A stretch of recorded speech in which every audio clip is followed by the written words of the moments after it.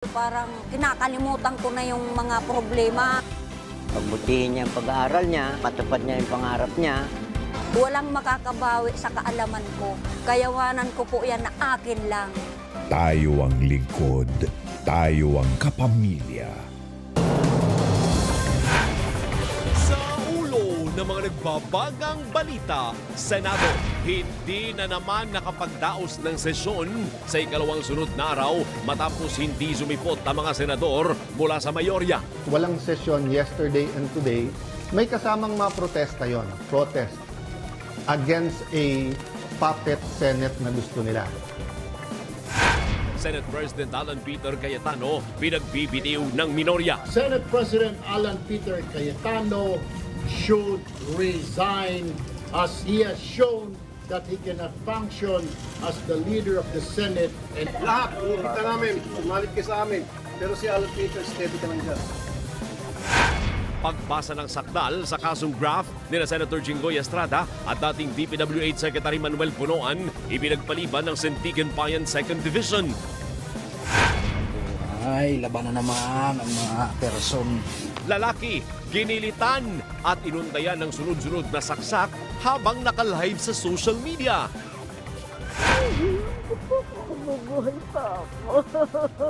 Bilang ng mga nasawi sa pagguho ng gusali sa Angeles City, 20 na, may-ari, kontraktor, kinasuhan. Sanggol, inuntog hanggang mamatay at isinilid pa sa sako ng kinakasama ng kanyang tiyuhin. Janine Gutierrez, sinelyohan ang pagiging kapamilya.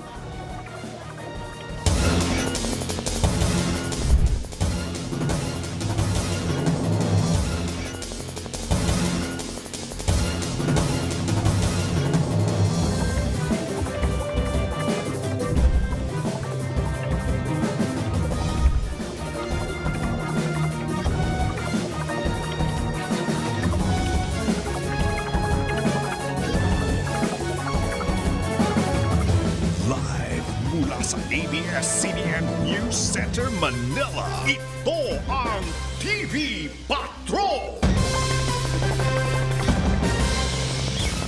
Magandang gabi, Pilipinas! Simulan natin ang balitaan kaugnay sa patuloy na sigalot sa Senado.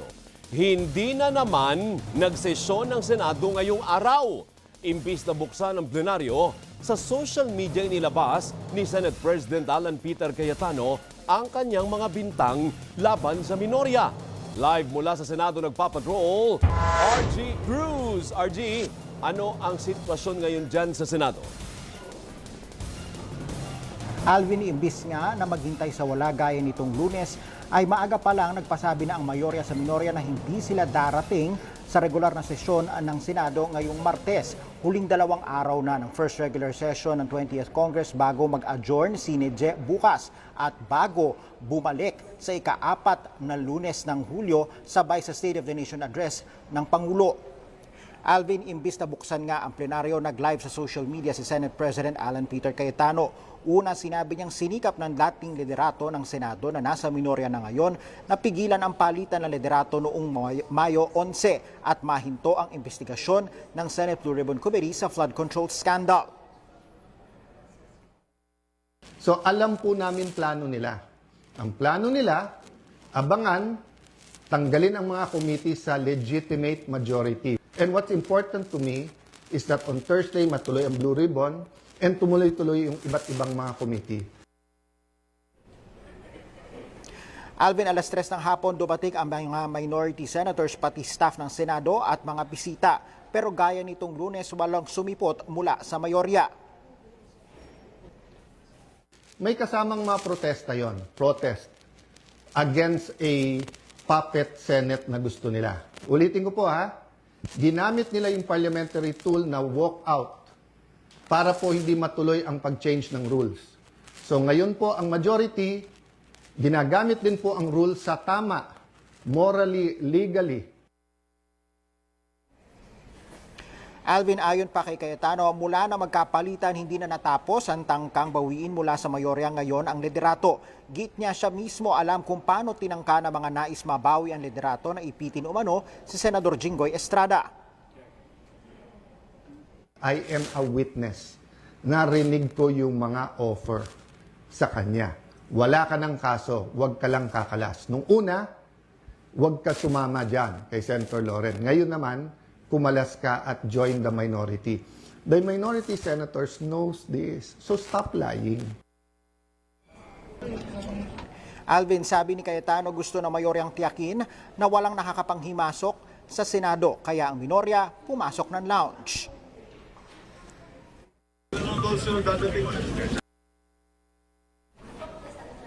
Alvin, kaninang umaga ilang beses ring sinubukan ng media na kunan ng pahayag ang mga taga-mayorya. Pero paiwas ang sagot ni Senate President Pro Tempore Loren Legarda. Will you attend today's session, ma'am? Will you cover my hearing on basic Yes, ma'am, we're covering po. Very good. If you cover this adequately, I will watch your report.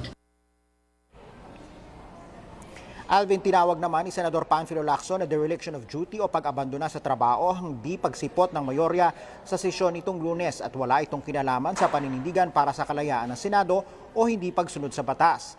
Lunes ng gabi kinundinan ng 11 miyembro ng Senate minority ang mayorya dahil para sa kanila malinaw na protesta sa pagkakaaresto kay Senador Jinggoy Estrada ang tinawag nilang boycott ng mayorya. Nakakaya ang ginawa nila Ngayon na lang, rule of law naman yung nangyari sa pag-aresto kay Jinggoy. Ba't kami sasama sa pagboboycott? Nakakahiya po dyan, iboboycott, so hindi ko kami papasok. Paano naman po yung sweldo? So hindi ka papasok, sinisweldohan ka. Pangalawa, hindi ka papasok, suportahan kayo dahil masama ang loob nyo, kaya hindi kayo pumasok kahapon dahil isa sa mga kasamahan nyo nakulong. Ano ho ba yun? Alvin, mga 2 oras din naghintay ang buong minorya kagabi habang wala ang mayorya pati mismong si Senate President Alan Peter Cayetano na dapat magbukas at mag-preside Lunes na sesyon. Handa kami mag-session, kailangan magtrabaho. Depende sa yun, sa majority. Tapos pinatayan pa kami ng aircon. Pinatayan pa kami ng wifi. Alvin, paliwanag ng mga opisyal ng Senado, nag-trip ang isang circuit breaker kaya nagkaproblema ang kuryente sa aircon. Tinanggi naman nilang pinatayan ng wifi at nagkataon lang anilang marami gumagamit ng internet. Samantala, ang ekonomistang si Professor Solita Monsod na dumalo sa sesyon nitong Lunes kasama ang asawang si dating COMELEC Chairman Christian Monsod, dismayado. They're so bastos to each other the way the Senate is now. The brazenness about their desire to have what they want. They're not thinking of the Filipino people at all. At all. You know, they're just saying, you know, these are the lies that are being carried out. Majority Leader. May po na rin, Alvin, na lalo nagkakawatak-watak ang Senado sa ilalim ni Cayetano. The head of the institution should never seek to divide the House. It should unify the institution. It seems gaslighting for me that the responsibility of the independence of the Senate now falls into the minority. Alvin, nagbabala naman ang palasyo sa epekto sa ekonomiya na nangyayari sa Senado. Pero kung ganito po nangyayari sa Senado, mahihirapan po talaga. Hindi lang mga Pangulo, kundi ang taong bayan. Apektado ang taong bayan dito. Pati po ang ekonomiya ay maaapektuhan sa ingay at gulo sa Senado. Alvin, pati ang sandatahang lakas nagsalita na 5 opisyal ng militar ang hindi ma-promote dahil hindi masalang sa Commission on Appointments. Sa kabila nito, tiniyak ng AFP na ginagalang nila ang democratic processes at rule of law at hindi sila makikialam sa politika. Alvin, sa ikalawang Facebook Live kanina, giniit ni Senate President Cayetano na ginagawan talaga ng paraan para mahawakan sa liig ang Senado. Hinikayat niya ang minorya na makipagpulong bukas ukol sa mga agam-agam nila sa pagdinig ng Senate Blue Ribbon Committee. Muli niyang giniit na walang kinalaman sa impeachment ang pag-upo niya bilang Senate President at tiniyak niyang tuloy ang paglilitis. Pero pinatutsadahan niya ang mga nagpaparesign sa kanya. Question. Yung mga bishop po, yung mga business group, yung mga school groups, humingi ba kayo ng apology? Di ba ang binigay nyo, resign ka agad. Resign ka agad, may judgment na kaagad. Oh. Pero ngayon nakita nyo, iba. Alvin, may mga patutsada rin siya sa magkapatid na Senador Raffy at Erwin Tulfo. You know, this is not a radio or TV program. This is not entertainment. This is the Senate of the Philippines. So we have to be more professional. Eh kung hindi ka lang Tulfo at kung hindi lang Tulfo si kapatid mong si Erwin, at sinumbong ko na kayo kay Tulfo eh. Di ba?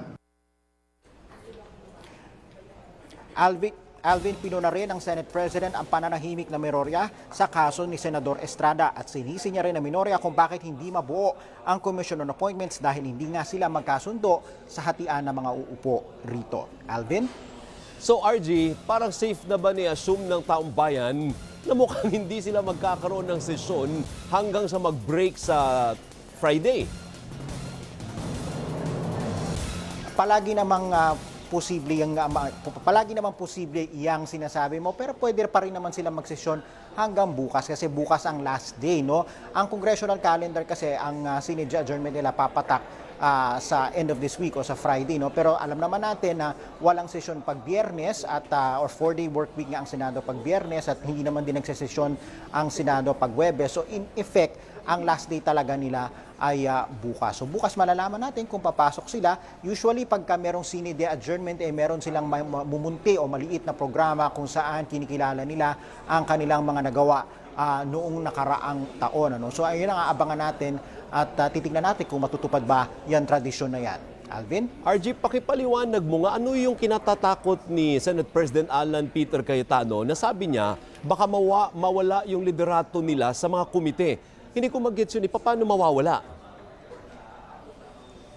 Okay, Alvin, kasi tandaan natin ngayon, ang kailangan ng kapag ka merong maliwanag na mayorya, halimbawa merong kantreseng senador na present on the floor, ang pagtatalaga ng committee chairmanships, napakasimple lang yan dahil nga basta may 13 ka, mayorya ng 24, pagka binasa yan sa floor, elect lang ng elect. But dahil nga sa nangyayari ngayon, dahil nga walang senador o may dalawang senador na mayorya, balikan natin, dahil sa nangyayari nga ngayon, 13 ang senador ng mayorya, 11 lang ang minorya. 2 doon sa 13, wala. Yung isa, nakulong. Hindi na nagpapakita sa Senador Bato de la Rosa. Si Senador Estrada naman nakakulong. So in effect, 11 na lang din, gaya ng minorya, ang mayorya. So tabla sila. At dahil nga sa nakikita natin ngayon, parehong wala ni isa sa kanila ang may kakayahan na magkaroon ng quorum o makabuo ng 13 at mag-isa at makapagsesyon. Pwede nilang gamitin leverage yan o pwedeng gamitin ng minorya na leverage laban doon sa mayorya para makahingi o makakuha o makapuwersa ng mga pwestong gusto nila. Kasi nga, wala naman din mabubuo ang mayorya kung wala yung minorya. So nandito sila ngayon sa isang sitwasyon na sabi nga ni Senador Marcos nung isang linggo, kailangan nilang tikisin ang isa't isa. Alvin? Isa na lang, RG, may mga nagsasabi naman, pakipaliwanag mo nga kasi ikaw witness ka, nandiyan ka, di ba? Ano ang diferensya ng pag-walk out ng minorya noong nakaraang linggo sa hindi naman ngayon pag-attend ng mayorya sa sesyon? May mga naghahambing nga diyan kasi nga may mga nagsasabi na parang gantihan daw ang nangyari. Pero nga ang sinasabi nga ni Senate President Cayetano kanina, yung ginawa ng minorya dahil in-invoke daw nila yung kanilang rules nung nakaraang linggo para hindi magkaroon ng quorum at hindi matuloy yung botohan tungkol doon sa panukalang amyenda sa rules para sa electronic voting. Ito naman ang sinasabi ni Senate President Cayetano, ginagamit din nila yung parehong rules sa quorum para naman hindi nga matuloy yung sinasabi niyang balak ng mayorya. So parehong patakaran tungkol sa quorum ang pinag-uusapan pero magkaibang aplikasyon. Alvin? Maraming salamat, RG Cruz. Iginiit ni Vice President Sara Duterte na kailangang protektahan ang kasarinlan ng mga institusyon sa bansa gaya ng Senado. Sa gitna po ito ng serye ng anyay mga nakagagambalang pangyayari sa Senado. Kabilang ang pagsilbi ng arrest warrant kay Senator Jinggoy Estrada dahil sa mga kasong graft at plunder. Ayon sa Vice Presidente, may mga hakbang anya para ilihis ang atensyon ng publiko mula sa kontrobersiya sa flood control.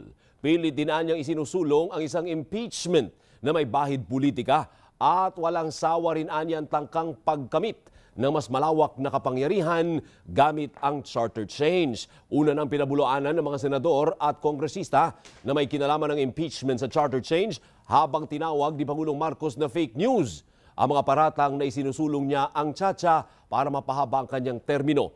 Sa huli, sinabi ni Duterte na dapat nakatutok ang pamahalaan sa pagresolba ng mga problema at hindi sa pagpapatahimik ng mga kritiko. I have always believed that the independence of our institutions must be protected. This includes not only the Senate and the House of Representatives as institutions, but every senator and member of the House must be free to perform his or her constitutional duty according to conscience, free from threats, pressure, or any form of intimidation.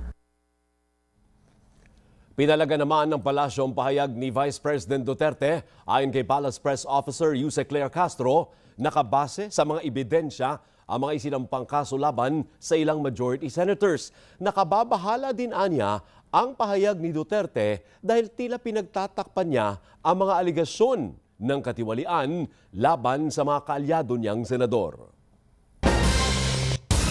Matapos ang ilang araw na tensyon sa pagitan ng majority at minority senators, nanawagan na ang Solid Block 11 na magbitiw bilang Senate President si Senator Alan Peter Cayetano. Kinundi na rin ng minorya ang umano'y sunod-sunod na paglabag sa Senate rules na tinawag nilang impunity.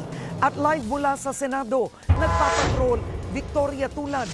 Victoria, ano ang nagtulak sa minority para manawagan na magbitiw si Cayetano?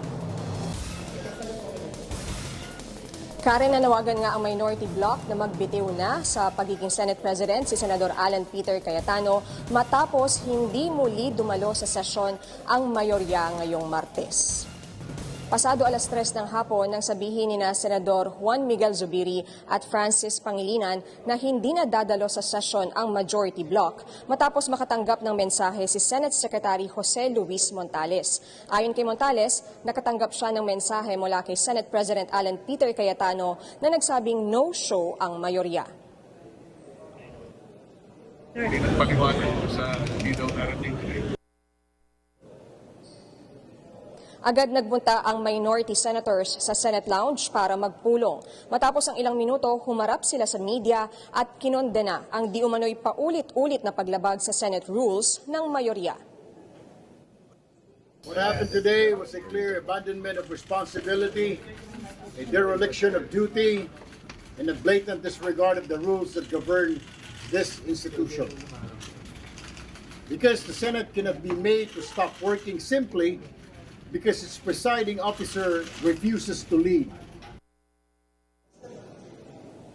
Panawagan ng minorya, magbitiw si SP Cayetano. Senate President Alan Peter Cayetano should resign as he has shown that he cannot function as the leader of the Senate. At maling-mali pa yung sinabi niya kahapon na let the Senate go quiet. Ang Senado ay dapat boses ng mamamayan. Bakit niya bubusalan? Kung bubusalan niya at hindi niya bibigyang daan yung boses ng Senado alang-alang sa mamamayan, talagang hindi na siya karapat-dapat mamunod. At what price? Ang pinoprotektahan lang yung Senate presidency, power, position. Nanawagan ang Solid Block 11 o Minority Bloc sa mga kapwa nila senador na gawin ang kanilang tungkulin lalo't maraming nakabinbing trabaho. Every day, ang Senate gumagastos ng 25 million sa kuryente, sa utilities, sa sweldo, pero walang session nangyari. Walang batas na na-approve, walang resolution na-approve, sayang ang bayad ng taong bayan sa atin. I apologize to the Filipino people on behalf of the Senate that this is going the way it is. Nanawagan din ang minority sa majority na lumipat na sa kanila. Para lang si Alan Peter. Lahat, kita namin, sumalit kayo sa amin. Pero si Alan Peter, steady ka lang dyan. Ayon kay Senador Raffy Tulfo, may 3 hanggang 5 na posible pa ring lumipat sa kanila. Naniniwala siya na marami pa rin sa mayorya ang may sense of responsibility. Marami rin umano sa majority ang nagpapadala ng mensahe kay Zubiri para sabihin gusto nilang magtrabaho at hindi maintindihan kung bakit umabot sa ganito ang sitwasyon. Puna ni Senador Raffy Tulfo, sa plenary hall dapat magsalita at makipagdebate si SP Cayetano at hindi sa Facebook. Hinahamon ko si Alan Peter Cayetano, kung matapang ka, pumunta ka rito bukas, otherwise duwag ka. Itinanggi naman ng minority na hinahadlangan nila ang anumang committee hearing, partikular ang nakatakdang Blue Ribbon Committee sa Huwebes tungkol sa flood control scandal. Pinabulaanan din ng minorya na may nanakot kay Senador Jinggoy Estrada para talikuran ang mayorya para hindi ituloy ang kanyang kaso. Pag-uusapan umano ng minorya ang lahat ng legal na hakbang na maaari nilang gawin para tugunan ang kasalukuyang sitwasyon. Kabilang dito ang posibleng ethics complaint o kaya ay paghahain ng kaso sa Korte Suprema. Karen, huling session day na bukas bago mag-sine die adjournment ang Kongreso. Magbabalik ang session sa July 27. Samantala, sinabi ng minorya na kung walang Senate President ay maaaring Senate President pro tempore ang maging presiding officer sa session. Si Senador Loren Legarda ang may hawak ng posisyon na yan. Kung wala ang Senate President pro tempore, maaari daw ang 2 Deputy Majority Leader.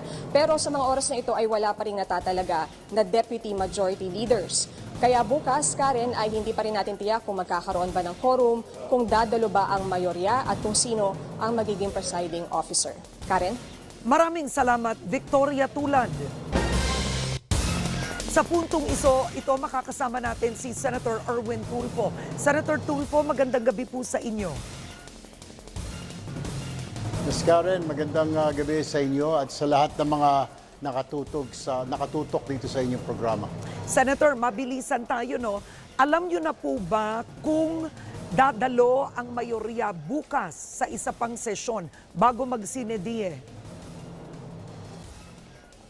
We have no idea, Ms. Karen, kasi kaya nga nanawagan na kami kanina na kung maaari pumasok sila dahil marami po kami mga trabaho pa na nakabinbin.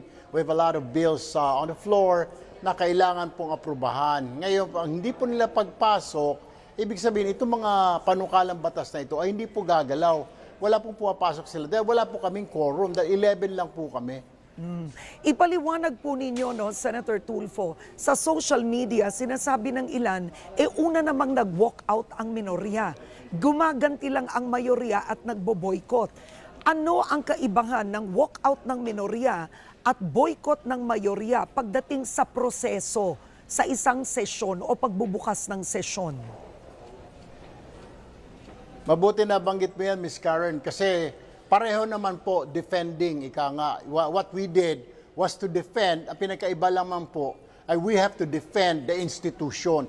We have to defend the Senate rules. Sa kanila naman po, pag walk out nila, and they're defending, ika nga, yung pagka-aresto po kay Senator Jinggoy Estrada, saan naman po ang hustisya doon? They're not defending, they're protesting kasi hinuli po isa sa kanila at nabawasan sila.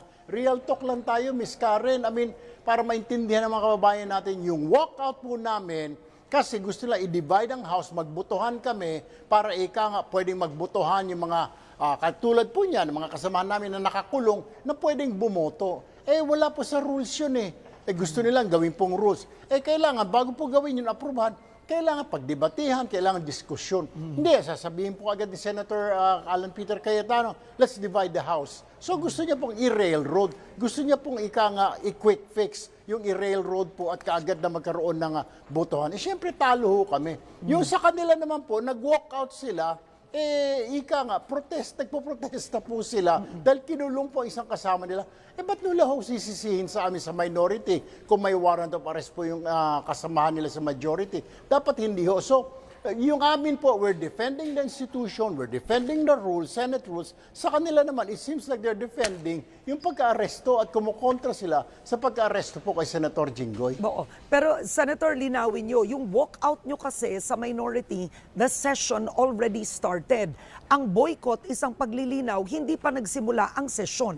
Hindi kayo makapagsimula ng session. Tama po yun, Ms.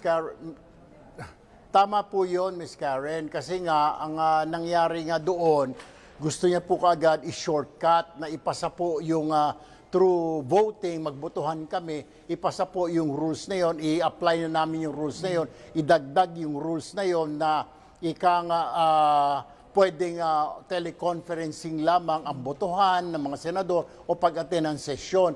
Pumalag ho kami dahil wala pong diskusyon, wala man lang debate. Ang tama po, dapat didaan po sa proseso, pag-usapan natin sa floor. And gusto niya magbotohan. Siyempre, outnumbered ho kami. Anong gagawin ho namin? So, napilitan po kaming mag-walk out. Yung sa kanila naman po, Senator. ibang-iba eh. Boycott po, hindi po sila pumasok, hindi man po sila nagpaalam.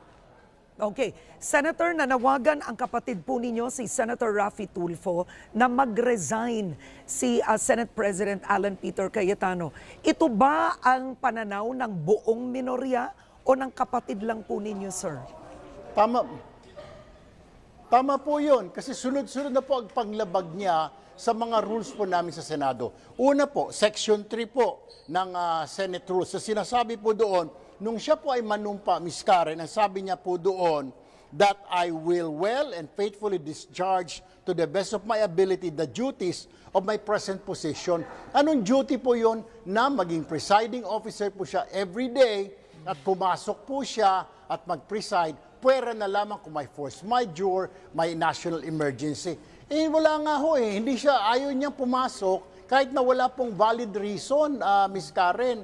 Pangalawa, dapat po, according din po sa Rule 14, Section 41, dapat sinasabihan ang minority leader, majority leader na hindi siya papasok o walang pasok ang Senado.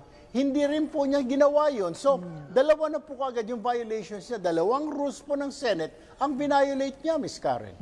Okay, ano ang plano ng minorya? Makikipagdialogo ba ang minorya? Yan ang sinabi po at panawagan ni Senate President Cayetano sa Facebook niya kanina. Ms. Karen, yung problema puro siya Facebook, puro siya live.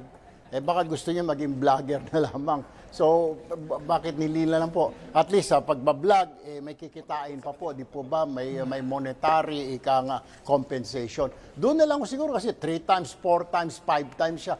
May oras siya sa pagbablog, pero yung gawain niya rito, yung trabaho niya bilang Senate President, hindi niya magampanan. What does it tell you? Sayang, Ms. Karen, yung pasweldo sa kanya ng tao. Sayang yung pasweldo ng sambayanan sa mga senador. 300,000 mahigit pa ang sweldo namin. Hindi ka papasok. Diyos ko po, nasasayang, Ms. Karen, yung 10,000 per day na sweldo namin dito sa Senado. Yun po yung hindi po niya naiisip siguro at ng mga kasamahan po niya. Senator, medyo personal na yung mga pahayag kanina laban sa mga Tulfo, sa inyong magkapatid. Sinabi po ni Senate President Cayetano, kung hindi lang kayo Tulfo, ipapatulfo ko na kayo. Yan yung quote. Kailangan baka stress out lang po ang Senate President. Kailangan po siguro magpatingin ho sa doktor, magpakonsulta. Paano naman niya sasabihin na ipapatulfo niya po kami po si Tulfo. But I know what he means, Ms. Karen, na wala siya mapagsumbungan. Anong may susumbong mo? Ikaw nga yung may mali. Ang gusto lang po namin, Senator Alan Peter Cayetano, I know you're watching, pumasok po kayo sa trabaho, isama niyo po yung inyong mga miyembro para makagawa tayo ng mga batas, magawa natin ang trabaho. Kahiya-hiya po, 2 araw na po tayong walang pasok. Okay, isa pang personal na obserbasyon laban sa inyo. Sinabi po nung panahon daw ni Duterte, kamping-kampi po kayo sa drug war. So siguro sinasabi ngayon ay bumabaliktad naman ang paninindigan nyo. Quick reaction on that. 2 bagay, Ms. Karen. Una, ang issue rito ay ang Senado, hindi po yung drug war ng Pangulo. Sabi ko nga, siguro kailangan magpa-check up po si Senator Alan Cayetano sa psychiatry, psychologist. Meron po kami dito sa Senado. Hindi po yan ang issue tungkol sa drug war. Pangalawa, tama po yun. Suportado ko po dati. Suportado namin yung drug war ng Pangulo ng pag-upo niya. Pero yung sunod-sunod na nanlaban, araw-araw may nanlaban, tricycle driver nanlaban. Lahat ng namamatay, biglang may mga baril na mga paltik. How is that, di ba? Okay, balik tayo sa issue ng Senado very quickly ito. May plano ba ang minorya na bawiin ang committee chairmanships? Kung meron, paano po ninyo ito gagawin? Kung hindi po sila dadalo bukas. Paano po mababawi? Kayo na rin ho yung nagsabi. Wala ho kaming numero. We don't have the numbers. So how can we do that? Kailangan po namin ng numbers. 11 lang po kami, hindi po namin kayang bawiin. Dagdag ko na rin po dahil sinasabi nila kontra po kami dun sa Blue Ribbon hearing, hinaharang po namin. Wala pong harang. Kanina niya pa sinasabi na hinaharang namin yung Blue Ribbon. Wala pong humaharang. Gusto niya pong mag-hearing. Bukas, walang problema. Sa isang bukas, wala pong problema. Hindi po namin haharangin. Siya nga po may problema eh. Natatakot siya. Alam mo ba, Miss Karen, dahil ex-officio siya, dahil minority leader siya nung binuo po yung Blue Ribbon na sa pangunguna po Senator Ping Lacson, hindi siya nag-attend ni minsan. Wala pong inattendan niya na Blue Ribbon hearing. Pangalawa, ayaw niya pong pumirma. Ex-officio ka, ayaw mo pirmahan yung chairman's report. Kung may mga kontra ka, hindi mo gusto, pumirma ka, dapat nakalagay doon with reservations, with amendments, kagaya po ng ginawa ko. Hindi po ako sang-ayon sa report, Ms. Karen, ako po yung vice chair, dahil nakukulangan ako. Di pumirma ako, nilagay ko doon with amendments. Ibig sabihin, pag-usapan natin sa floor, at doon mo sabihin na kulang itong report. Bakit ninyo po ginawa? Kasi, Ms. Karen, ang problema sa kanya, may tatamaan ng mga kamiyembro niya ngayon sa majority. Okay. Diyan sa flood control lang. Ganun lang naman po kasimple yun. Okay, pero Senator, para maintindihan ng buong sambayanan, no, ang totoo dito, may impasse, may deadlock. 11 kayo, 12 sila, pareho kayo na walang 13. Kung hindi pumasok ang mayorya, wala kayong magagawa. So paano po ang trabaho sa Senado ngayon? Paano po lahat ng nakabinbin dyan? Kailangang amyendahan. Paano na po yan, sir? Yan po ang hindi niya masagot eh. Live po siya ng live sa kanyang Facebook page. Puro banat, mga priorities ng, ano ra ba ang priorities ng minority? Ang priorities po ng minority, Ms. Karen, is may pasa itong mga nakabingbing panukalang batas, Ms. Karen. Hindi ho niya nababanggit yun kung anong plano. Kami ho, ang ginawa namin, all we can do is ask them to come to work tomorrow. Kung kailangan po namin lumuhod, we will do that to just, please come to work, Senator Cayetano. Please come to work, majority members, para naman magawa natin ang trabaho dahil nakakahiya sa taong bayan. We are being paid almost 10,000 po or over 10,000 pesos a day po ang bayad sa amin. And then, pakaang-kaang lamang po, paupo-upo kayo dyan in the comforts of your home. All right. Senator Erwin Tulfo, maraming salamat po sa inyo, sir. Maraming salamat, Ms. Karen. Bukas po ang TV Patrol sa panig ni Senate President Alan Peter Cayetano para tumugon sa mga naging pahayag ni Senator Erwin Tulfo. Ipinagpaliban po ng Sandigan Bayan 2nd Division ang pagbasa ng sakdal sa kasong graft ni Senator Jinggoy Estrada at dating DPWH Secretary Manuel Bonoan. At live mula sa Sandigan Bayan, nagpapatrol si Cassandra Salonga. Cassandra, ano ang dahilan kung bakit na-postpone ang arraignment? Bernadette, ayon sa korte ay kailangang resolbahin muna yung mga nakabinbin na mosyon ni na Senador Jinggoy Estrada at dating DPWH Secretary Manuel Bonoan. Kaya naman ay sa June 4, Huwebes na sila nakatakdang basahan ng sakdal sa kanilang kasong graft. Binigyan din ng pagkakataon ng Ombudsman prosecutors na tumugon sa mga mosyon matapos silang sabihin na hindi pa sila nakakatanggap ng kopya ng mga ito. Matapos magpalipas ng gabi sa Quezon City Jail sa Payatas, muling humarap si Senador Jinggoy Estrada sa Sandigan Bayan 2nd Division para sa itinakdang pagbasa ng sakdal sa kaso niyang graft ngayong Martes. Sabi ng kanyang anak, hindi nakatulog si Estrada sa kanyang unang gabi sa kulungan. Sunod namang dumating ang kanyang kapwa-akusado na si dating DPWH Secretary Manuel Bonoan. Sakay ng ambulansya at naka-wheelchair ang dating kalihim matapos i-anunsyo ng PNP Health Service na stable na ang kondisyon niya. Pero bago magsimula ang pagdinig, nagpabalik-balik ang ilang health personnel para suriin ang nakababahala umanong blood pressure level ni Bonoan na umabot ng 160/90. Kaya humiling ang kanyang kampo na i-reschedule ang pagbasa ng sakdal.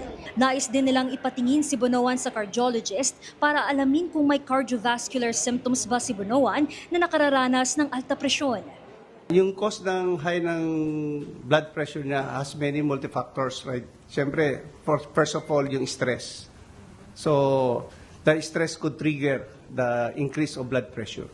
Mananatili si Bonoan sa PNP General Hospital habang nakabinbin ang kanyang motion for hospital arrest. Ipinag-utos naman ni Presiding Justice Geraldine Econg na namumuno sa 2nd Division na maghain ng written motion ang kampo ni Estrada sa kanilang hiling na payagan ng senador na dumalo sa mga pagdinig ng walang posas at hindi suot ang BJMP uniform matapos silang igiit na nakapagpiyansa na ang senador sa kasong nakabinbin sa kanilang division. Humiling din ang depensa na payagan si Estrada na dumalo sa mga pagdinig sa pamamagitan ng video conference. Paalala naman ni Justice Econg, pwedeng piliin ang mga akusadong lumahok sa pagdinig via video conferencing. Hiling din ang kampo ni Estrada na makadulo siya sa caucus, committee hearings at sesyon ng Senado. Pero paliwanag ng korte, labas na ito sa kanilang jurisdiction. Kaya sinabi ng abogado ng senador na si Attorney Noel Austria, ipagpapaalam nila ito sa Senado mismo. Nauna na naghain si Estrada ng mga mosyon na ipagpaliban ng paglabas ng warrant of arrest, ibasura ang criminal information na inihain ng Office of the Ombudsman o i-remand ito pabalik sa Department of Justice at Ombudsman para muling maimbestigahan. Samantala, iginiit ni Palace Press Officer Claire Castro na inaresto ng mga otoridad si Estrada matapos sabihin ng senador na sumuko siya. Matatawag po itong pag-aresto dahil hindi po voluntaryong pumunta si Senator Jinggoy Estrada mismo sa mga law enforcers, hindi pumunta sa CIDG, sa PNP, o sa korte sa Sandigan Bayan. Ayon sa Ombudsman prosecutors, tumanggap umano si Estrada ng nasa 573 milyong pisong halaga ng kickback mula sa mga proyektong kontrabaha, bagay na mariing itinanggi ni Estrada.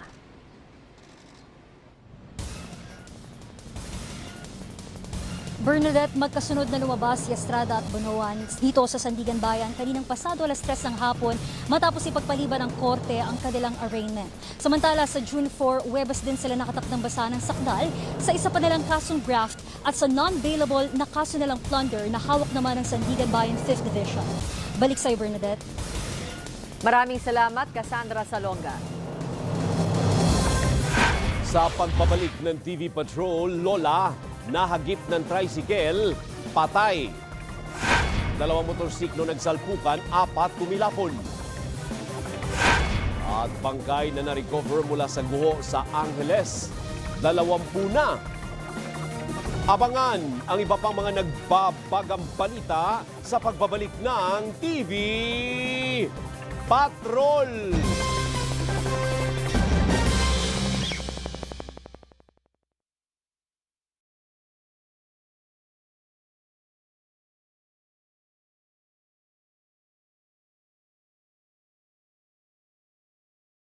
Ngayong Martes. Ito na yung hinihingi mong court order para sa kustudiya ni Dato Lakman. Walay kutsa na.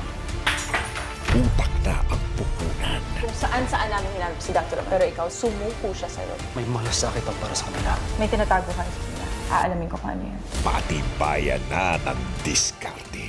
Kailangan nating i-execute ang plano. Ngayon na. Siguraduhin mo lang makakarating yan sa mga target natin. Ayoko magkakaroon ng aberya. Blood versus duty.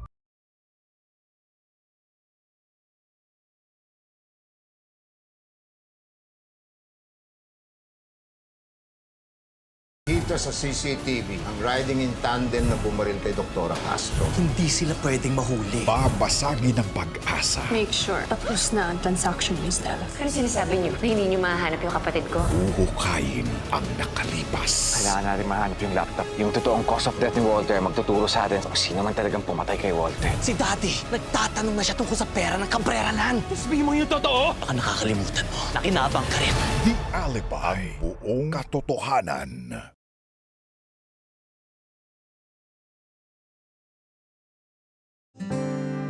Ikaw ang tanging inspirasyon at basta't nandito ka, ako'y lilig Saan ka man sa mundo, together pa rin tayo. Panoorin ang iyong favorite shows 24/7 sa Kapamilya Online Live sa YouTube o sa iWant app. Sabayang manood ang pamilya sa Pinas o balikan ng shows na namiss mo. Kaya sa oras na ma-homesick ka, nandito ang Kapamilya Online Live at iWant. Together forever tayo!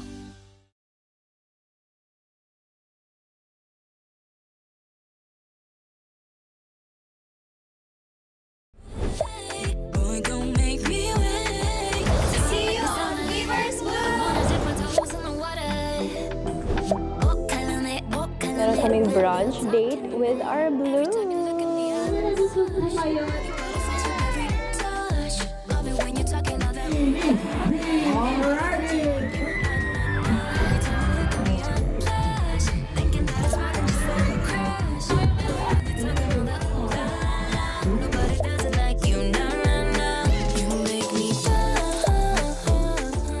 Kuha kayo ng membership.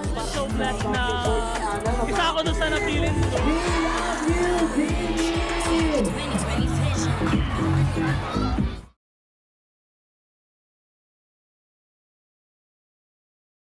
Kapamilya sa Visayas. Get your tickets now for ASAP XP Victorious City, Negros Occidental. Together forever! 2 unique shows in one concert day. June 7, Sunday, Victorious City Coliseum. Get your tickets at smtickets.com for the ASAP concert experience you've been waiting for. ASAP XP!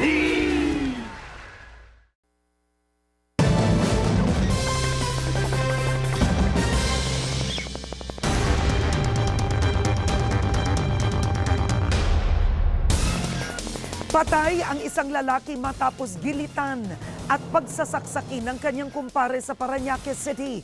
Ang krimen sa pool sa video habang naka-live ang biktima sa social media. Nagpapatrol, Bea Cuadra.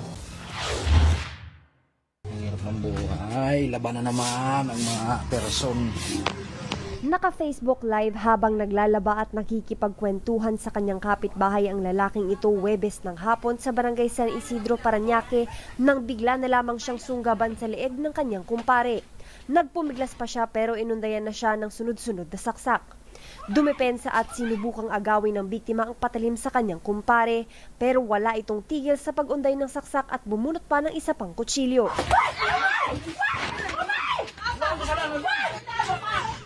Nagtagal din ng ilang segundo ang pag-atake hanggang sa tumakas na ang sospek. Bagamat duguan, kinuha pa ng biktima ang cellphone na naka-Facebook Live pero maya-maya pa, sigawan na lang ng pamilya at ilang kapitbahay ang maririnig matapos na mag-collapse ang biktima. Naisugod pa sa ospital pero dead on arrival na ang lalaki. Ayon sa Parañaque City Police, dati nang may matinding alitan ang magkumpare. The previous day at bago nangyari yung krimen, parang nagkakaparinigan sila. Parang may alitan alitan sila na previously nga yung pang-abot nila. So yun yung impisa at yung mga kasi magkapit-bahay ito So malamang nagkakaparinigan at may mga yung insidente hindi pa rin naayos. Lunes nang maaresto ang sospek sa barangay Singkamas sa Makati City. Pagkatapos ng incident, umalis itong suspect, nagtago. So, we have some informations kung saan siya nagtatago. So, yun ang kinandak natin. From the start na nangyari hanggang sa kanina na nakuha natin. Tumanggi na magbigay ng pahayag ang sospek. Pero ayon sa kanyang kapatid, linggo nang tumawag ito at sinabing gusto niyang sumuko para panagutan ng krimen. Hindi din po namin alam kung ano talaga yung totoong nangyari kasi after noon tumakas siya. Pero after nyan tumakas, sa akin siya kumontak para sabihin na susuko daw siya kasi papanagutan naman niya kaya lang hindi lang din siya makalantad. Kasi baka pagka-anuhan siya ng mga tao doon. Yun, feeling ko na ano naman siya na blanco kaya nangyari yun. Pero hanggang ngayon hindi pa namin siya nakakausap ng mahaba-haba. Nakaburol na ang biktima. Ang kanyang pamilya labis pa rin ang pagkabigla sa insidente. Sobrang sakit-sakit talaga, ma'am. Promise. Hindi talaga namin matanggap yun, ma'am. Kasi kausap ko pa yun. Kausap pa namin. Tapos minuto ng oras nang nawala na. Pagbayaran niya yung ginagawa niya sa kuya ko, mabulok siya sa kulungan. Ang dami niyang buhay sinira, ma'am. Hindi lang sa amin. Sa lahat, mga magulang kapatid niya. Grabe. Wala siyang awa. Sobra talaga masakit. Mahaharap sa reklamong murder ang suspect. Bea Cuadra, ABS-CBN News. Nasawi ang isang babaeng senior citizen matapos masagasaan ng tricycle sa Guauga, Pampanga noong Huwebes. Kita sa CCTV na nakaupo ang biktima sa harap ng isang tindahan sa Barangay Bangkal habang hinihintay ang pinapa-photocopy niyang dokumento. Nang makuha ang dokumento, tumayo na siya at naglakad kasama ang kaibigan. Pero natapilok siya at nadapa. Tiyempo namang dumadaan ang isang tricycle at nahagip siya. Dinala ang biktima sa ospital pero namatay rin makalipas ang 3 araw. Sasampahan ng kanyang mga kaanak ng kasong reckless imprudence resulting in homicide ang tricycle driver. Sugatan ng 4 na individual matapos magsalpukan ang 2 motorsiklo sa Barangay Villamagat, San Mateo, Isabela. Sa kuha po ng CCTV, makikitang papaliko sa isang kanto ang isang motorsiklo nang biglang dumating ang isa pang motorsiklong mabilis ang takbo at bumangga sa harapang bahagi nito. Dahil po sa lakas ng salpukan, tumilapon ang 4 na sakay ng 2 motorsiklo at nagtamo ng mga sugat sa iba't ibang bahagi ng kanilang katawan. Agad silang nerespondihan ng mga rescuer at isinugod sa pinakamalapit na pagamutan para mabigyan ng kaukulang lunas. Ayon sa San Mateo Police, nagkasundo ang magkabilang panig na pag-usapan na lamang ang insidente.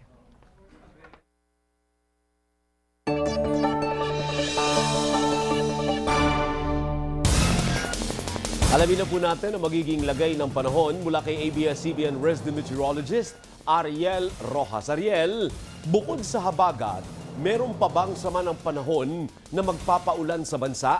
Alam mo, Alvin, sa ngayon walang nakikitang sama ng panahon na pwedeng mabuo sa loob at palibot ng ating bansa sa susunod na 2 araw. Magpapatuloy pa po yung pag-iral ng habagat bagamat aakyat na yung kaulapan at pagkapaulan nito dito sa bahagi ng Luzon na posibleng magdala ng kinakailangang ulan sa monitoring stations ng Pag-asa para madeklara na yung pagsisimula ng tag-ulan sa kanlurang bahagi ng ating bansa. Bukod po sa mga pag-ulan ng habagat sa Luzon, meron ding aasahang thunderstorm sa ilang bahagi ng Visayas at ng Mindanao. At kay tagapaulan na po yung habagat sa Luzon, may mga lugar pa rin nakararanas ng alinsangan. Ngayong Martes, pumalo sa 47 degrees Celsius ang heat index sa Surigao City. Bukas, Miyerkules, 10 lugar pa ang pwedeng makaranas ng delikadong antas ng damang init. Pangungunahan po yan ng Infanta Quezon sa 44 degrees Celsius, 43 degrees Celsius naman sa Apari, Cagayan, Hinatuan, Surigao del Sur, Surigao City at maging sa Tuguegarao City. Patuloy din ang pagbaba pa ng level ng tubig sa Angat Dam na nasa 172.4 meters Martes ng umaga. Pero inaasahan po magsisimula na ang unti-unting pagtaas nito pag mas madalas na ang pag-ulan sa Angat Watershed. Sa rainfall forecast ng The Weather Company para bukas, June 3 sa Luzon, malalakas po ang paulan ng habagat sa umaga sa Calabarzon at dito sa Central Luzon. Malalakas din ang aasang ulan bandang hapon dito po sa may bahagi ng Cavite, Batangas at ilang lugar sa Northern Luzon. At dito po sa pagsapit ng oras ng hapunan, pwede pa yung malalakas na mga pagulan sa may Mindoro, bagamat mababawasan ang ulan sa malaking bahagi ng Luzon pag lumalim ang gabi. Sa Palawan, hapon may kalat-kalat na mga pagulan sa hilaga at gitnang bahagi ng probinsya at pag lumubog naman yung araw, posible yung mga pagulan dito po sa southern part ng Palawan. Sa Visayas, magsisimula ang mga pagulan bago magtanghali at may kalakasan po yung mga pagulan bandang hapon sa maraming lugar, dito lalo sa may bahagi po ng Eastern Visayas, Negros at Panay, gayon din sa ilang lugar sa bahagi ng Cebu. At pagsapit naman ng gabi, may aasahan pang mga pagulan sa ilang bahagi pa ng Kabisayaan. Tanghali naman magsisimula ang mga paulan sa Western at Northern Mindanao, bagamat kakalat na iyan sa maraming lugar sa Mindanao pagsapit ng hapon. May kalakasan po yung boost ng ulan bago lumubog yung araw sa may Zamboanga Peninsula at dito sa Bukidnon, at pagsapit po ng oras ng hapunan, pwede po yung malalakas na ulan sa may Agusan del Sur at sa Cotabato, at may aasahan pang mga pagulan sa ilang bahagi ng Caraga, Northern Mindanao at Soxargen pag lumalim ang gabi. Tayo naman sa Metro Manila, aasahan po ang pagkapaulan uulan ng habagat mula madaling araw hanggang bago po magtanghali. May malalakas na ulan ulit pagsapit ng hapon at posibleng pagsapit naman ng gabi ay pwedeng maulap na lamang at mababa na ang tsansa ng pag-ulan. At yan ang update sa lagay ng panahon. Ako po si Ariel Rojas. Ingat kapamilya. At susunod, sanggol ilang beses inuntog sa sahig hanggang sa mamatay. At pagiging kapamilya ni Janine Gutierrez, selyado na. Tuloy-tuloy pa rin ang ating pagbabalita sa pagbabalik ng TV Patrol.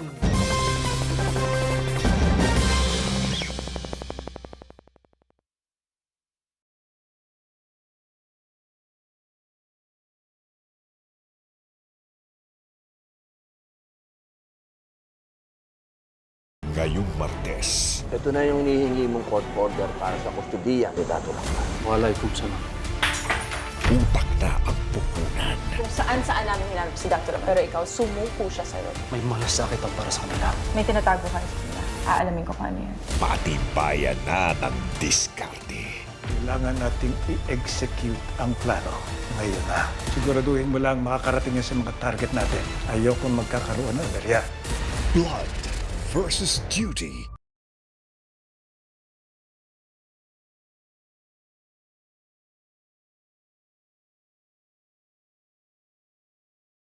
Dito sa CCTV, ang riding in tandem na bumaril kay Dr. Castro. Hindi sila pwedeng mahuli. Babasagin ng pag-asa. Make sure tapos na ang transaction ni Stella. Ano sinasabi niyo? Hindi niyo mahanap yung kapatid ko? Uhukayin ang nakalipas. Kailangan natin mahanap yung laptop. Yung totoong cause of death ni Walter, magtuturo sa atin kung sino man talagang pumatay kay Walter. Si Daddy, nagtatanong na siya tungkol sa pera ng Cabreralan. Sabihin mo yung totoo? Baka nakakalimutan mo. Nakinabang ka rin. The Alibi. Ang buong katotohanan.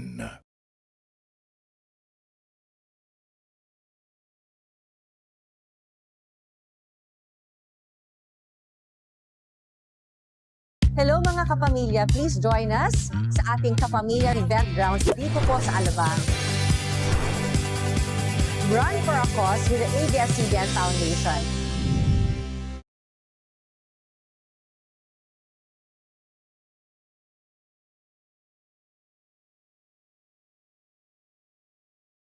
Isa pong magandang balita. Ang atin pong ABS-CBN ay pinarangalan bilang gold winner sa Finance Asia 2026. Tayo po ay kinilala bilang Best Managed Company in the Media and Entertainment category. Mula po ito sa nominasyon at boto ng investors at financial analysts para sa mga pinakamahuhusay sa industriya. Ang pagkilalang ito ay patunay lamang sa ating matibay na samahan dahil wala po ang parangal na ito kung wala po ang inyong pagmamahal at tiwala. Tagumpay nating lahat ito, kapamilya.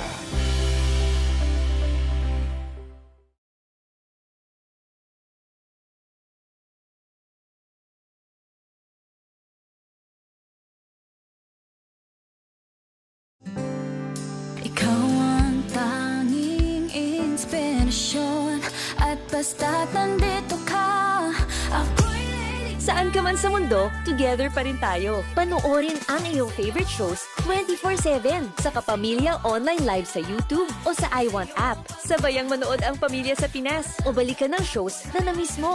Kaya sa oras na ma-homesick ka, nandito ang Kapamilya Online Live at iWant. Together forever tayo!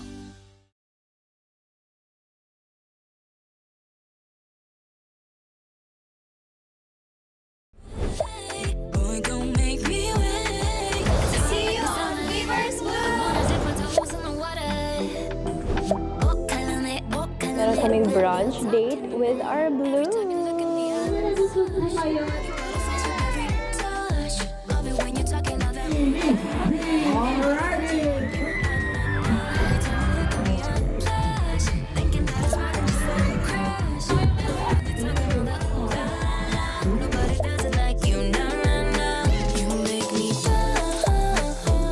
Blooms, kuha kayo ng membership.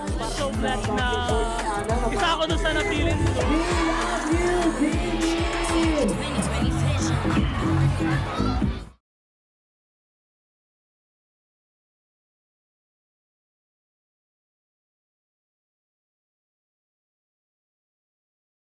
ngayong Martes. Ito na yung hinihingi mong court order para sa kustudiya ni Dato Lakman. Walay kung saan. Utak na ang pupunan. Kung saan-saan namin hinanap si Dr. pero ikaw, sumuko siya sa'yo. May malasakit ang para sa kanila. May tinatago ka sa kanya. Aalamin ko kung ano yan. Patibayan na ng diskarte. Kailangan nating i-execute ang plano ngayon na. Siguraduhin mo lang makakarating yan sa mga target natin. Ayoko magkakaroon ng berya. Blood versus duty.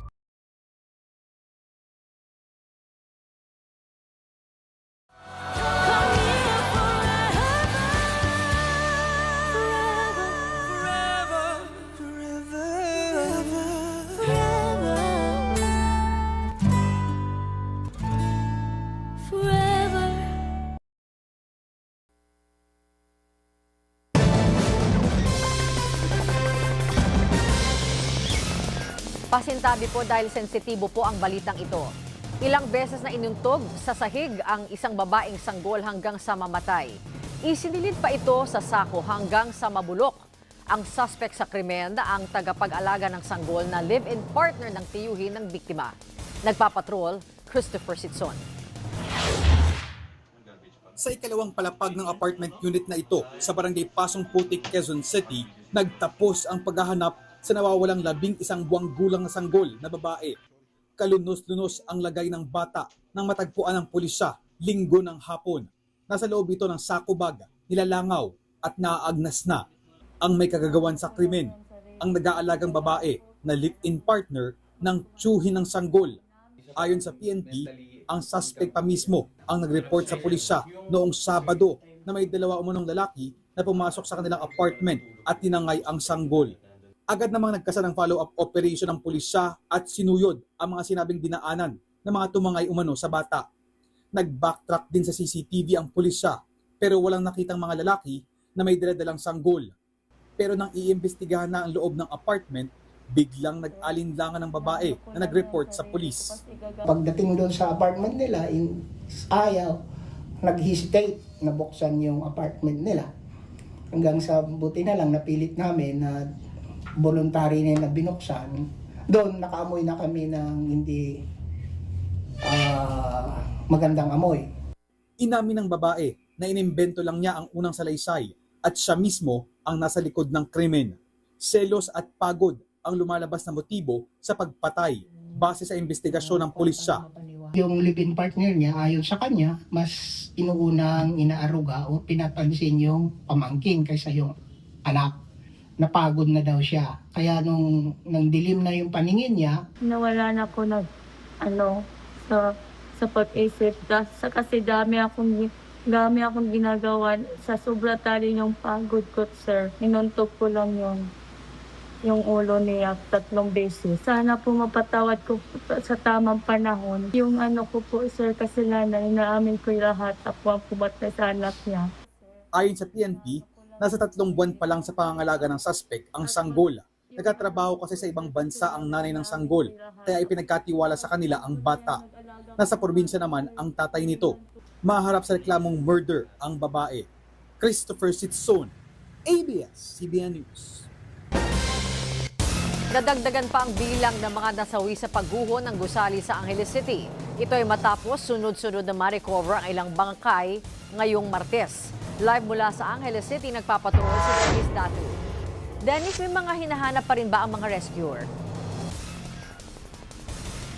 Bernadette, sa tala dito ng Unified Command Center ay 0 na yung mga nawawala. Pero nilinaw ng mga otoridad na maaaring meron pa rin mga naipit sa ilalim ng guho dahil posibleng hindi lahat ay nakasama sa listahan ng mga missing. Dahil dyan ay magtutuloy-tuloy ang paghahanap sa iba pa, lalo't kanina ay may mga na-recover na mga babae at bata. Mabubuhay pa ako.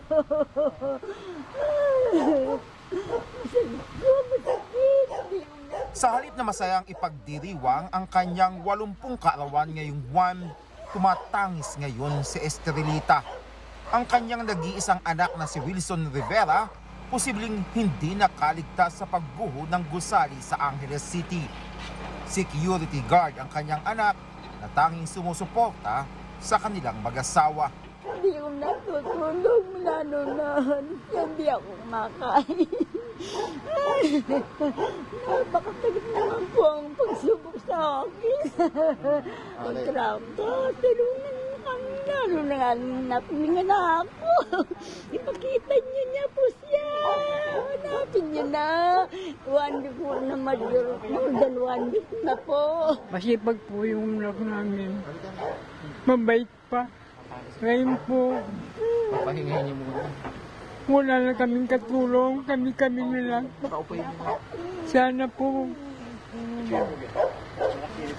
bumalik ng buhay yung anak namin. Mula Lunes ng gabi hanggang Martes ng madaling araw, 4 na bangkay ang nakuha sa ilalim ng mga nakadagang konkreto at bakal. Isa pa lang sa kanila ang nakikilala. Kasama rin sa natagpuan ang isang patay na aso. Nitong Martes ng hapon naman, 3 pang bangkay ang nakuha, 1 lalaki at 2 babae. Para sa Angeles City LGU, nagpapatibay ito sa nakuhang impormasyon na may pamilya sa mga natabunan. May reported po na mukhang bata yung isa sa mga na-extricate. Babae. Opo, kaya po lagi nating ginagamit yung terminong more or less. Kasi may mga reports nga na nandun, aside from the construction workers, nandun yung mga kanilang mga pamilya or mga asawa.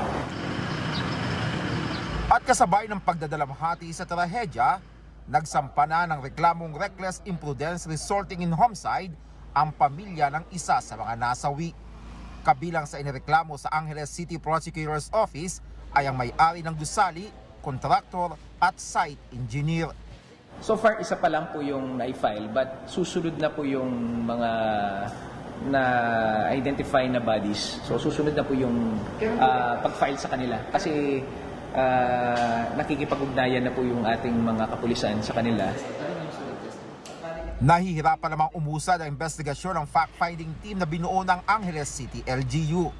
Hindi pa umano kumpleto ang sinusumiting dokumento ng may-ari at kontraktor ng gusali na kanilang hinihingi para sa investigasyon. May hanggang ngayong linggo ang may-ari ng gusali at kontraktor para isumiti sa fact-finding team ang mga dokumento. Bernadette, naghain na din ang CIDG, Angeles City Field Unit sa City Prosecutor's Office ng request para ma-issuehan ang precautionary hold departure order at immigration lookout bulletin ang may-ari ng gusali, ang kontraktor nito at ang structural engineer. Bernadette. Maraming salamat, Dennis Datu. Pinaghahandaan na ng mga guro at magulang ang bagong 3-term academic calendar na ipatutupad ngayong taon. Sinagot naman ng Department of Education ang mga alegasyon na gumagastos ang mga guro mula sa sariling bulsa para tustusan ang pangangailangan ng mga silid-aralan. Nagpapatrol, Jervis Manahan. Mismong si Pangulong Bongbong Marcos ang nanguna sa pagpipinta ng isang silid-aralan sa Kapitbahayan Elementary School sa Navotas City ngayong Martes bilang bahagi ng Brigada Eskwela. Ininspeksyon din ng Pangulo ang mga ikinabit na CCTV para masiguro ang kaligtasan ng mga estudyante. Inutusan ng Pangulo ang Department of Education na tiyaking handa ang lahat ng mga eskwelahan sa pasukan sa June 8. Nakakatuwang makita na full blast tayo sa educational sector at lahat ng pangangailangan ay na hanggat kaya bigay ng pamahalaan ay binibigay natin. Alam naman natin ang pinakamahalaga para sa ating kinabukasan ay ang pagturo at ang pagtraining sa ating mga kabataan. Bukod sa paglilinis ng mga silid, kasama sa pinaghahandaan ng mga guro at magulang ay ang pag-a-adjust sa panibagong 3-term academic calendar na ipatutupad simula ngayong taon. Sa ilalim nito, hahatiin na lamang sa 3 termino ang school year na dating 4 na grading periods. Ang mga bata ay hindi sila ipupull out sa oras ng klase, tutok. Yung tawag dito ay instructional block schedule. May mga kanya-kanyang number of school days sa bawat 3 termino. At ang mga bata sa end term ng bawat block, sila ay may health break. Diba? Gusto ng mga bata yan. At For example, may mga modules rin tayong nakaantabay, kaya ang mga bata walang left behind. Umaasa ang DepEd na makatutulong ang bagong sistema para maging mas epektibo ang edukasyon sa bansa. We're hoping na mas maganda yung learning outcomes dahil yung teacher mas may oras siya maghanda, may oras siya mag-train, tapos mas konti yung exams na ibibigay niya. Tapos yung dun sa punto de vista naman po ng mag-aaral, mas may oras siya for tinatawag na deep learning o talagang mag-concentrate sa pag-aaral niya. Kwento naman ng ilang magulang, hirap pa ding bumasa ang kanilang mga anak. Pero may nakikita silang kaunting pagbabago. Na i-compare ko po yung pag-aaral na nila dito kasi pag umuwi kami sa bahay, may nakikita silang letter or words, nababasa na nila unti-unti. Nakatulong sa mga anak ni Aileen ang Tagabasa program ng DSWD kung saan tuturuan magbasa ang grade 2 students ng mga kapos na estudyante sa kolehiyo, kapalit ng kaunting bayad. Maganda naman yung response, no? Pag kinakausap mo yung mismong stakeholders, the parents, the teachers, the students. For the past couple of years, maganda to. In fact, sumulat ngayon DepEd sa amin na sinasabi nila na sana ituloy natin. Bahagi ito ng Cash for Work program na tutulong para maitaas ang antas ng literacy sa bansa. Department of Education na mismo ang nagsabi na maraming taon pa ang bibilangin para tuluyang maisaayos ang sistema ng edukasyon sa bansa. Pero nagsimula na nila ang mga reforma para dumating ang panahon na wala ng estudyanteng tutungtong ng grade 6 nang hindi nakakabasa. Samantala, sinagot din ng DepEd ang paratang ng Alliance of Concerned Teachers na gumagastos ang mga guro ng sariling pera para matustusan ang pangangailangan sa silid-aralan sa kabila ng bilyong pisong pondo ng kagawaran. Maganda dito ngayon, mas malaki yung budget. Tama yung ECT na mas malaki yung budget para sa school buildings, para sa learning remediation, yung aral program, tapos yung mga materyales din po natin at saka sa feeding. Yan. So talagang lahat ng aspeto po, mas malaki na po ang budget. Tumulong naman si Vice President Sara Duterte sa Brigada Eskwela ng Diosdado Macapagal Elementary School sa Barangay Tatalon, Quezon City, na mahagi rin siya ng cleaning materials sa 2 pang eskwelahan sa lungsod. Jervis Manahan, ABS-CBN News. Bakit nga ba tinatakpan ang mukha ng ilang suspect sa mga kwento ng krimen? At bakit may ilang videos o imahe na hindi pwedeng ipakita sa mga ulat? Yan po ang iba pang kwentong gumimpal sa bansa. Ang tampok sa ikalawang bahagi ng special podcast ng Philippines' Most Shocking Stories. How do you categorize something na shocking? Paano masasabi na ang isang kwento ay truly shocking? Nagiging parameter natin na shocking siya pag nakita natin na yung from dekada 80, tas ang manonood mo yung mga Gen Z. Ito po, lagi ko sinasabi to sa mga storya ko.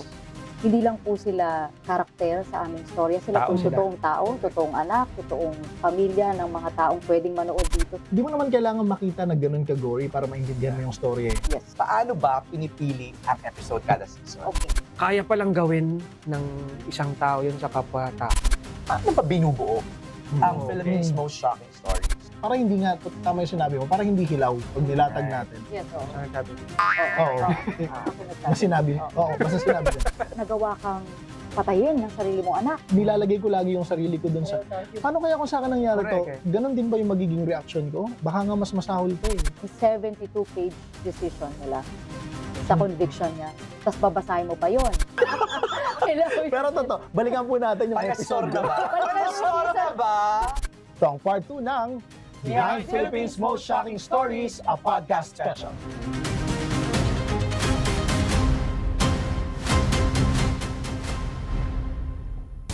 Mapapanood na po yan pagkatapos ng TV Patrol, 8 p.m. sa ABS-CBN News YouTube channel. Susunod, bayarin sa kuryente ng milyong-milyong customers ng Meralco, tataas. At sino sina Charmaine, Vanessa at Melanie? Abangan ang iba pang mga balita sa pagbabalik ng TV Patrol.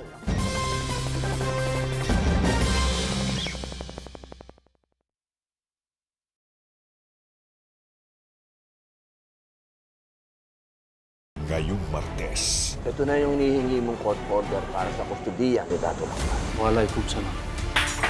utak na ang puhunan. Kung saan-saan namin hinanap si Dr. Pero ikaw, sumuko siya sa'yo. May malasakit ang para sa kanila. May tinatago ka sa kanila. Aalamin ko kung ano yun. Patibayan na ng diskarte. Kailangan nating i-execute ang plano ngayon na. Siguraduhin mo lang makakarating yan sa mga target natin. Ayoko magkakaroon ng berya. Blood versus duty.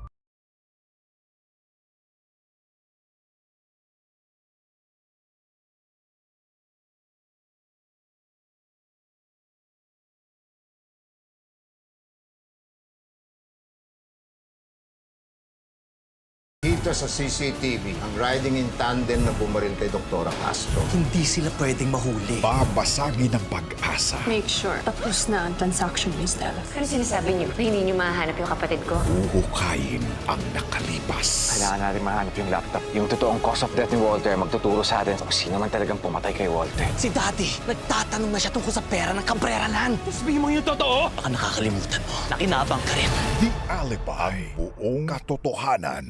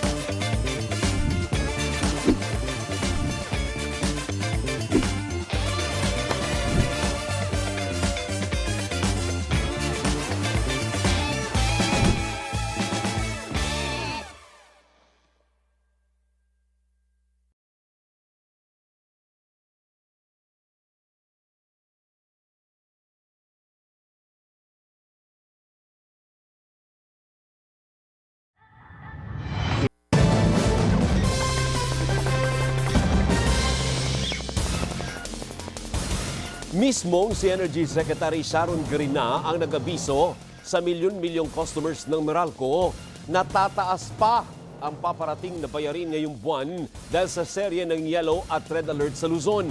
Samantala, ipinaliwanag naman ng Meralco kung bakit iba-iba ang rate na sinisingil sa mga residential consumers depende sa laki ng konsumo sa kada household. Tumaas ng bahagya ang bill sa kuryente ni na Carmen pero nagtataka siya kung bakit magkakaiba ang rate na nakalagay sa bayarin. Noong nakarang Abril, nasa 14 pesos at 31 centavos lang kada kilowatt hour ang kanyang rate. Pero ngayon, nasa 14.41 na ito. Ang rate na ito na matatagpuan sa gitnang kaliwa ng bill ang imumultiply sa laki ng konsumo kada buwan. Ibig sabihin, kung malaki ang rate at malaki ang konsumo, lolobo rin ang bayarin. Medyo magulo. Hindi ko gan maintindihan. Kasi kahit i-compute ko to, sa 14.41 times 131, parang hindi ko pa rin maintindihan. Bayad na lang ng bayad. Ang kabarangay ni Carmen na si Al Jane, halos dumoble ang bill sa mahigit 10,000 pesos dahil sa paghaba ng gamit sa aircon. Ang rate naman niya, 15 pesos at 52 centavos kada kilowatt hour. Pag tina-times ko, nagdarasal na ako eh. Pumipikit ako, Lord, huwag naman sana 15 times. Baka pwede naman kahit 13 lang, 14. Ang paliwanag ng Meralco, nag-iiba-iba talaga ang peso per kilowatt hour na rate ng mga residential consumers. Ang prinsipyo, habang lumalakas ang konsumo, tumataas din ang overall na rate ng kada consumer. Nitong Mayo, nasa 14 pesos at 33 centavos kada kilowatt hour ang pinakamababang rate, 15 pesos at 74 centavos naman ang pinakamahal sa residential customers. Ang problema, dahil sa tindi ng init ng panahon, marami ang tumatawid sa mas mataas na bracket dahil nga sa paglakas ng konsumo sa kuryente. Yung dating 200 during a period na medyo malamig yung panahon, pagdating na summer, tumataas yung kanilang konsumo. So tumataas din yung kanilang bill based on the socialized structures. Ang payo ng Meralco, pag-aralan kung paano mai-record o mailista ang reading ng metro kada araw o linggo para ma-monitor ang konsumo. It gives you that sense of trying to manage your consumption. Kasi kung hindi mo titingnan kung ano na yung iyong nagiging konsumo, tendency talaga of some, hindi ko naman nilalahat, of some, is to just keep consuming. Samantala, paghandaan na ang parating na June billing ng Meralco dahil mismo ang kalihim ng Department of Energy ang nagsabing tataas na naman ang singil sa kuryente dahil sa serye ng yellow at red alert sa Luzon grid noong May 13 hanggang 15. Dito po sa Meralco kasi may increase talaga kasi naggamit ng lahat ng LNG na pwede nilang gamitin na maximum natin. And those are the expensive ones. So may impact siya.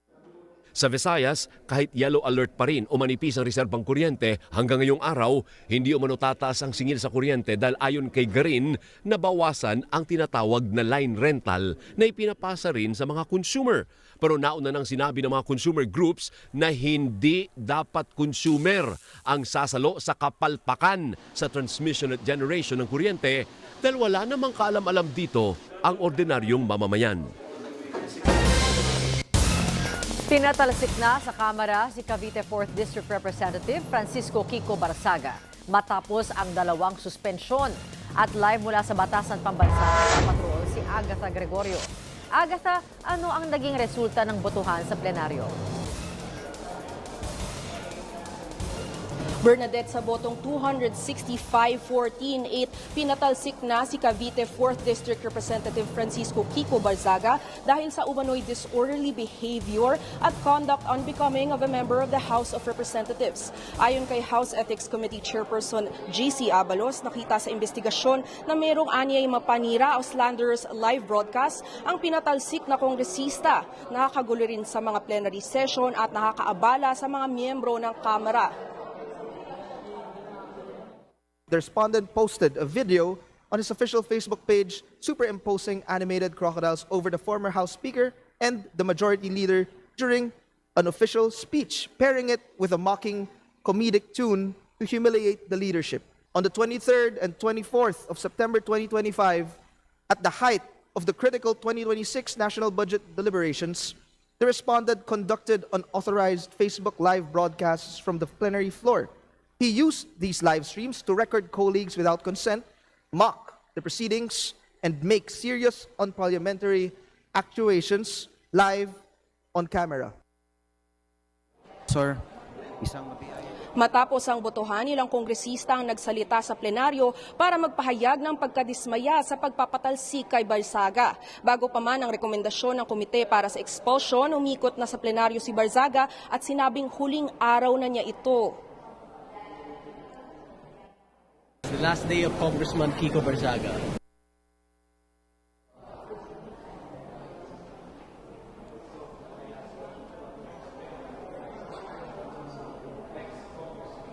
Nauna rito, nagsampa pa si NBI Director Melvin Matibag ng panibagong ethics complaint laban kay Barzaga kaugnay ng mga hindi totoong mga pahayag tungkol sa putukan sa Senado noong Mayo 13. Pinag-aaralan din ng NBI ang pagsasampa ng kasong kriminal laban sa dating mambabatas. Ayon naman kay Barzaga, papatunayan niya ang mga aligasyon sa korte. Bernadette, matatandaan natin na sinabi na dati ni Barzaga tungkol sa posibilidad ng expulsion na hindi siya nag-aalala. Aniya, marami pang oportunidad para sa kanya. Bernadette? Agatha, kailan ito magte-take effect?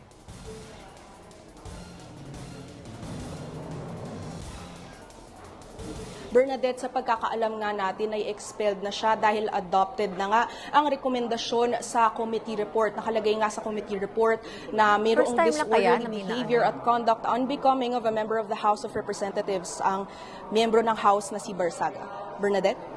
Agatha, sa pagkakaalam mo, first time ba ito mangyari sa isang congressman?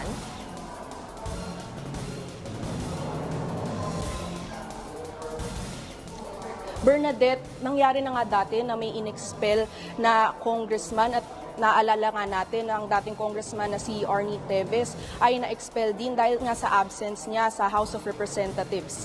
Bernadette? Maraming salamat sa iyo, Agatha Gregorio.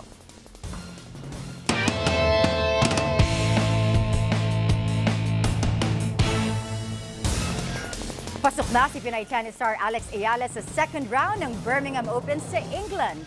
Tinalo niyang pambato ng Australia at world number 143 na si Priscilla Hon sa round of 32 ngayong gabi. Dominado ng Pinay ang laro sa unang set at binlangko ang Australian. Sa ikalawang set, agad lumamang si Ayala 5-love. Na-break ni Hon ang serve ni Ayala sa ika-6 na game, pero tuluyan ang tinapos ni Ayala ang laban sa ika-8 game para manalo 6-love, 6-2. Target ni Ayala na makabawi sa kanyang kampanya ngayon sa grass matapos ang ilang pagkabigo niya sa nagdaang clay court tournaments. Susunod, Janine Gutierrez emosyonal sa kapamilya contract signing dahil sa mariposa. At pangalang Charmaine, Vanessa at Melanie. Napanotaryo na kaya? Yan, nariba pang mga balita sa pagbabalik ng TV Patrol.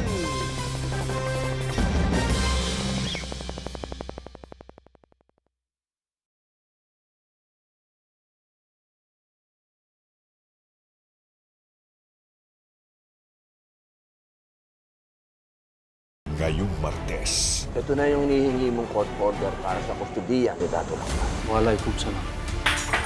Utak na ang pupunan. Kung saan-saan namin hinanap si Dr. Pero ikaw, sumuko siya sa'yo. May malasakit ang para sa kanila. May tinatago ka sa kanila. Aalamin ko kung ano yan. Patibayan na ng diskarte. Kailangan nating i-execute ang plano ngayon na. Siguraduhin mo lang makakarating yan sa mga target natin. Ayoko magkakaroon ng barya. Blood versus duty.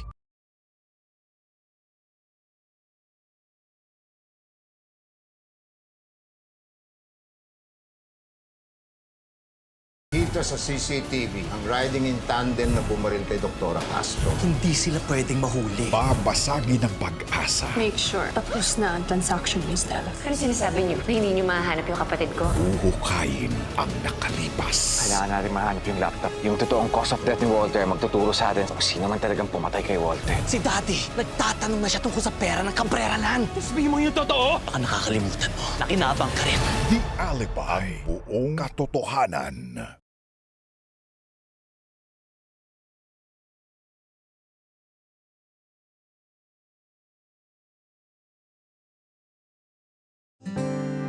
Ikaw ang tanging inspirasyon at basta't nandito ka, ako'y lilig. Saan ka man sa mundo, together pa rin tayo. Panoorin ang iyong favorite shows 24/7 sa Kapamilya Online Live sa YouTube o sa iWant app. Sabayang manood ang pamilya sa Pinas o balikan ng shows na na-miss mo. Kaya sa oras na ma-homesick ka, nandito ang Kapamilya Online Live at iWant. Together forever tayo!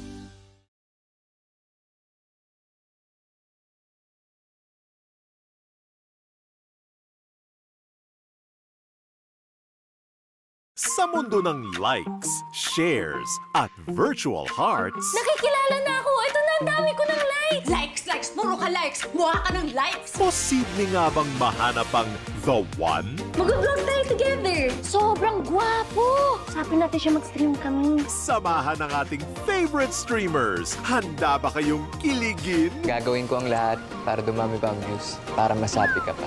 Love at First Stream on Cinema One.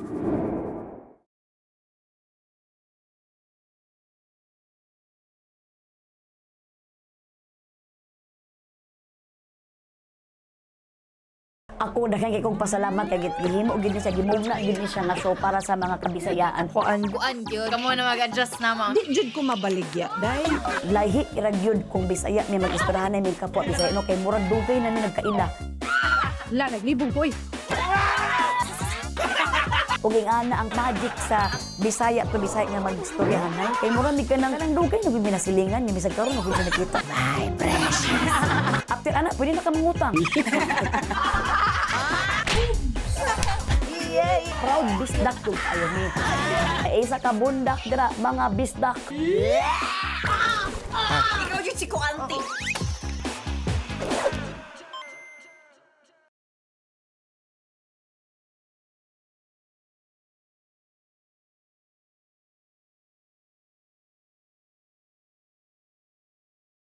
Kapamilya sa Visayas. Get your tickets now for ASAP XP Victorious City Negros Occidental. Together forever! 2 unique shows in one concert day. June 7, Sunday, Victorious City Coliseum. Get your tickets at smtickets.com for the ASAP concert experience you've been waiting for. ASAP XP!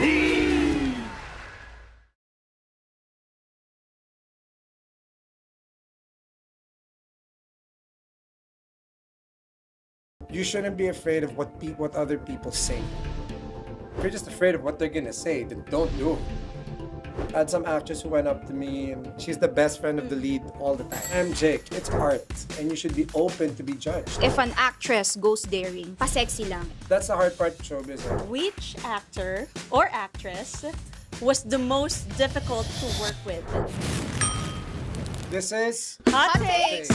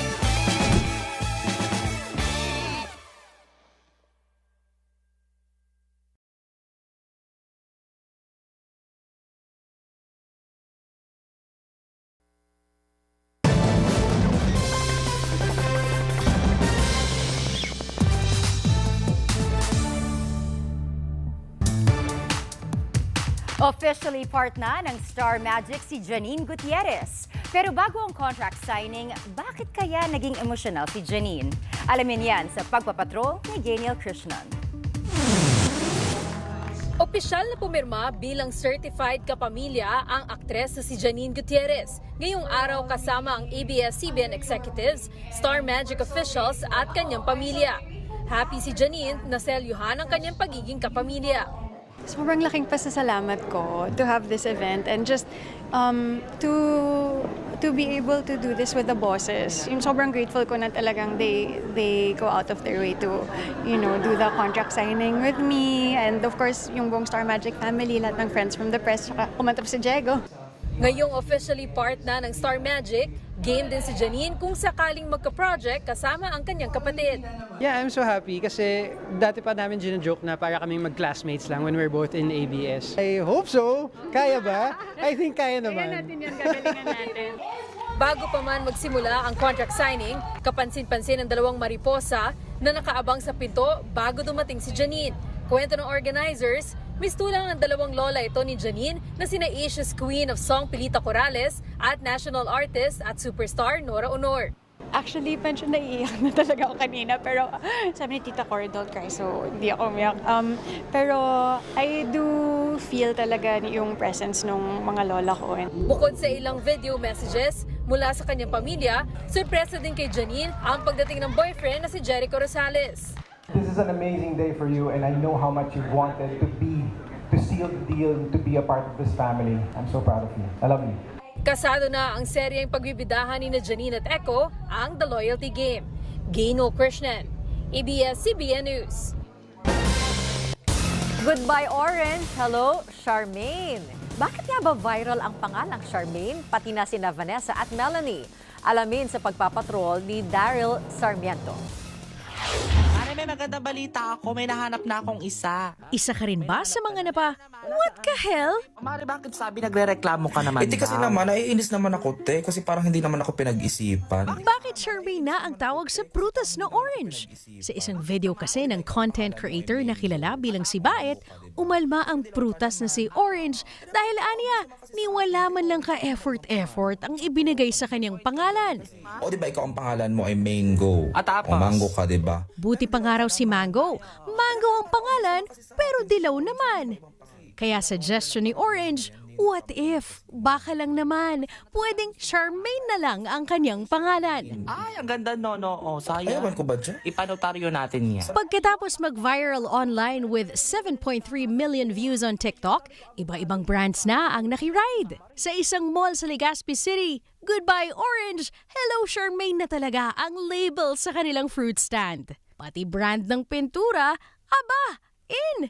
Baka bet yung mag-repaint at kulayan ng Charmaine ng buong sala. Sa ipa ng isang dessert shop, masarap nga raw yan siya.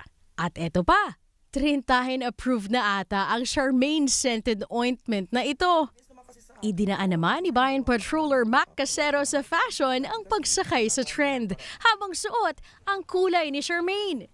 Habang rumarampa sa Calagos Island, Camarines Sur. Pero teka lang, hindi nagtatapos dyan. Sa TikTok kasi ng content creator na si Bayet, avocado is out, Melanie is in. O kung sakali, ano ba sanang gusto mong pangalan? O ang gusto ko sana talagang pangalan ay Melanie. O di ba mas maganda yun? Oo, ipanotaryo mo na rin yan. Sumama ka na sa akin. At hindi lang yan, ayaw rin pahuli ng fly o langaw na Vanessa na lang rin daw ang itawag sa kanya. Di ba langaw ang pangalan mo, Mare? Palayaw ko lang yun. Ano ka ba naman? Ang totoo kong pangalan ay Fly. Ay, oo Di ba nga. napaka-obvious? May pakpak naman talaga ako. Kinagiliwan rin ng Bureau of Plant Industry ang nasabing trend. Ayon sa post, Team Charmaine, Vanessa o Melanie ka man, basta ba't huwag kalimutang suportahan ang agrikultura sa bansa.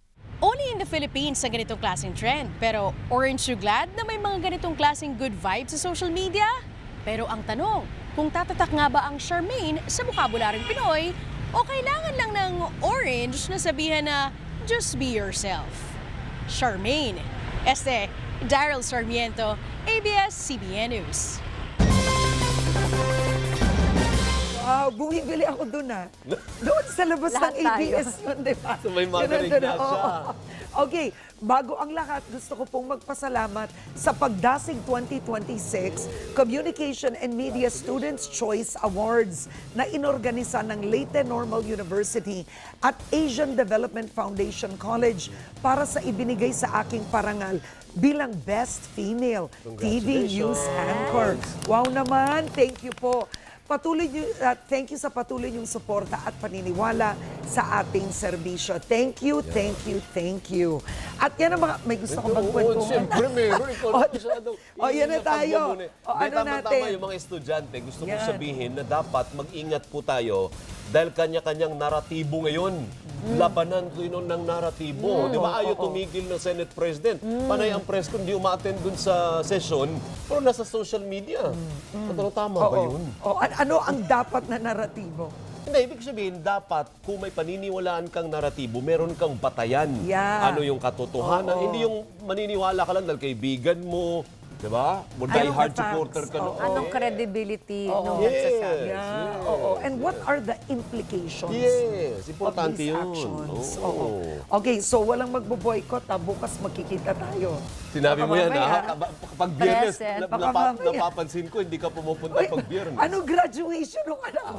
Congratulations, Lucas. Baka mamaya, ikaw ninyo, baka mag-boycott ka bukas. Walang magbo-boycott. Galang ganun, Okay. At yan ang mga balitang binantayan namin para sa inyo. Tuloy-tuloy ang pagpapatrol sa Kapamilya Channel, Kapamilya Online Live at A to Z. Ako po si Karen Davila. Para sa iba pang balita, mag-log on sa abs-cbn.com. Napakikinggan din ang TV Patrol sa DZMM Radio Patrol sa Istrenta. Anumang hamon, anumang panahon, tapat kaming maglilingkod. Ako po si Bernadette Zambrano. At sama-sama pa rin po tayo gabi-gabi sa ABS-CBN sa All TV 2. Ako naman po si Alvin L. Chico. Sa ngalan ng ABS-CBN News in the Service of the Filipino, maraming salamat at magandang gabi, bayan!